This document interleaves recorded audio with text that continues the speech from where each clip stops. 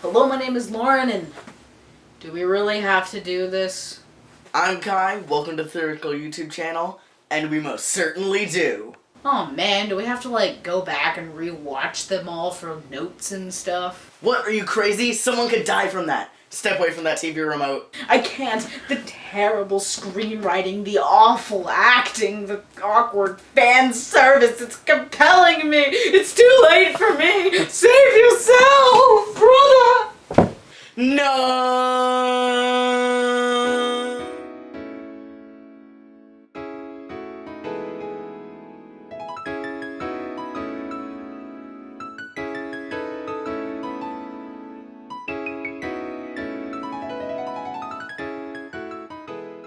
Alright, I'm back, but that was a close one though. Anyway, you're probably wondering what constitutes a terrible movie adaptation, right? Well, it's a film that was based off of something else instead of an original idea. A bad adaptation usually strays away from the source material, misses the point of the story, or just plain sucks as a movie in general. So this is our list of the top 10 unoriginal movies that couldn't even come up with their own plot. Number 10, Mortal Kombat. As a rule, movies based off of video games tend to fall flat, but this one just came off as dull. The plot that was just forced into the movie isn't something that we haven't seen a million times already done better somewhere else. These characters are caricatures of boring tropes, and while this makes sense in a video game, it makes very little sense in a full-length film. The tone is just overly campy and hard to take seriously. Overall, it just comes across as boring and a little tacky. Number 9, Michael Bay's Transformers. As for franchises built around toy brands, well, there's even less of a plausibility for some thought-provoking content. The plot is predictable, the pseudoscience that gets forced down our throats is unconvincing, and it doesn't take any risks. Even the animated cartoon took one of the biggest risks of all time, killing off a main character and keeping them dead. It made Optimus Prime's sacrifice actually mean something, unlike so many other children's heroes who are too beloved to die and are instead resurrected. And we're not the first to say it, but it's a bad thing when the animated children's program has more intense conflicts and finality than your PG-13 movies. Number 8, the Percy Jackson movies. Okay, so I've read the Percy Jackson series a couple times, and it's really just my opinion, but the books are just better. The characters are more three-dimensional. The plot has less holes and more surprising twists. And the humor is much better achieved in text. Something about the movies makes it come off as cheap, like the screenwriters were trying to accommodate for a boring plot. Oh, guys, I can't pee with her watching me. The ironic part, though, was that the original plot wasn't boring. The changes they made ruined a lot of the fast-paced action with cheap bonding scenes. They tried to capture the relationships and character developments of 5 books in only 2 movies, without the additional experiences the characters shared. Overall, they just tried to do too much when a better adaptation would have anticipated having to scale back to make way for clever dialogue and meaningful changes. Side note, you can't just cut out a major character from the first movie and then casually slip them into the second one. Clarice deserves more than that. We did it! I did it! Number 7, Super Mario Bros. This movie makes no sense. Are they brothers or father and son? Evolution wouldn't work like that. Where's Peach, and why does Luigi get a love story when the video game focuses on Mario's love life? Why does it take place in modern New York? The overacting is ridiculous, and the special effects aren't great. Overall, this movie failed to capture the charm of the video game and settled for a boring plot instead. Number 6, Batman and Robin. As far as comic book movies go, this one has angered the widest general audience, and it's not hard to see why. The decisions they made are some of the most bizarre choices in the Batman franchise. For instance, while the earlier films were cheesy and a little tacky with their humor, they still knew that there was a line they couldn't cross. And also, why would you cast Arnold Schwarzenegger as Mr. Freeze? Ice puns are not the way to melt the audience's heart.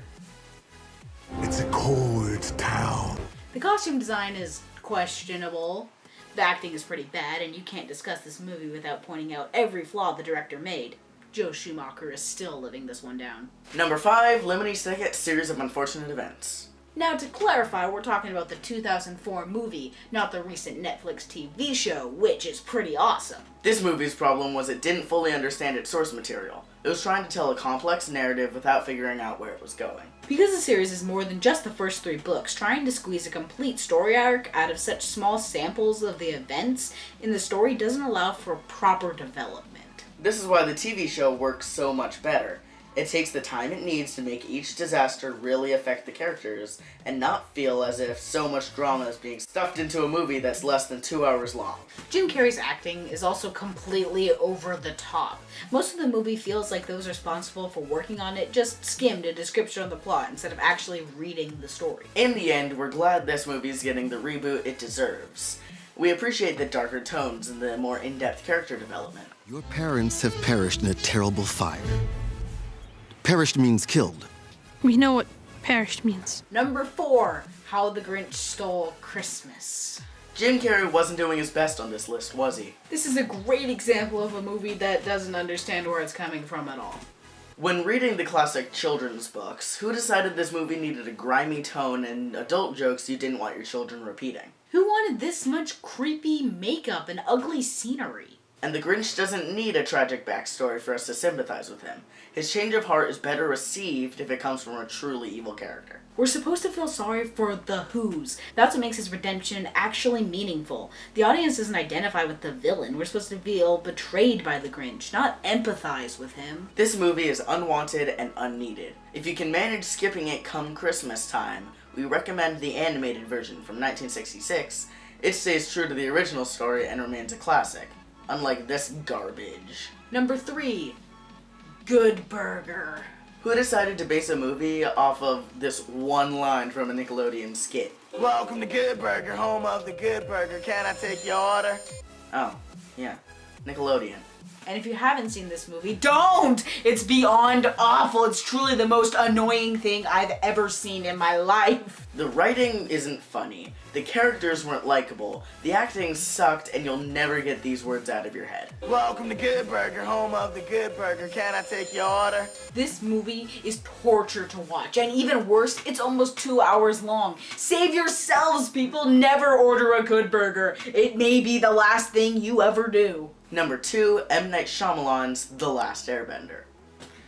I can't do this! Oh my gosh! We've crossed the line of no return. This movie is so bad, words fail to do it justice. Everything about this movie was done wrong. The TV series is one of the best in existence. This movie is just the scum off the director's shoe. The acting is horrendously boring. Take Sokka's character. He's supposed to be the funny, supportive friend, but still a responsible older brother. Here, he's a dull kid with no sense of humor and a mean chip on his shoulder. Many people also take issue with how the diverse ethnicities portrayed in the TV show are abandoned in the film, replaced with, less savory results. They also tried to fit a whole season of a TV show into one movie. Sure, some stuff had to be sacrificed to fit the format, but these characters deserve better than such cookie-cutter solutions. And the bending effects are terrible. When the animated television program can portray such intense scenes and images, why is this the best we can get? Are you kidding me? A single rock? They are surrounded by Earth. Was the budget running out or something? I mean, they had $150 million to spend, and this is what we get? Whatever, what's next? Surely there can't be anything worse than this. Number 1. Allegiant. Allegiant is the 3rd film in the Divergent franchise, and it's based off of the book of the same name.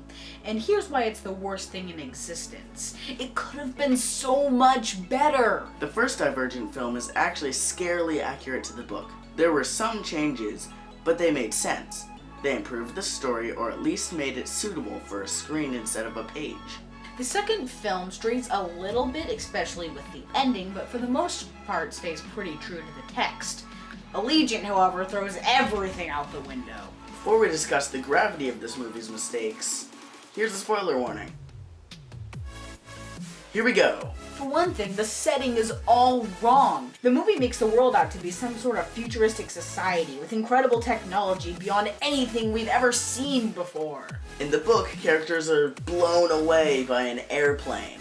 like a Boeing 747. This makes sense because it makes the world closer to our own. It makes the social problems the characters are facing closer to our own. We relate to them more. We care about them more. It just makes more sense. Next, Triss's character development makes no sense in the context of the story. In the book, she's conflicted and confused about her life. She's uncomfortable with herself and her surroundings. The movie has a problem with this. They fixed her in the last movie. She came to grips with her identity and her emotions, and so when the plot requires her to act out, it comes out of nowhere. Frankly, it's bad storytelling. And finally, wait for it, here's where the spoiler comes. She's supposed to die! Yeah, the book gives Triss closure with her internal conflict when she forgives herself and her family and sacrifices herself to save everyone she loves. It means something. It was one of the most shocking things I've ever read. The movie makes her a perfect superhuman, and it doesn't give Triss her full development, and she doesn't learn anything from the events in the movie. Overall, this movie was pointless, and it makes every choice seem like a mistake. Perhaps they were. That's our list of the top 10 most terrible movie adaptations. But what did you think? Do you actually like some of our least favorites, or hate some we missed? By the way, in our last video, we just announced that we had reached 100 subscribers before taking a week-long break. We must have passed like a parallel dimension or something, because now we have over 1,200 subscribers. We are super appreciative, and we hope that you guys keep watching our videos in the future. We enjoy making them. We really mean it when we say thanks for watching, and we'll see you later. Is that a harpoon gun?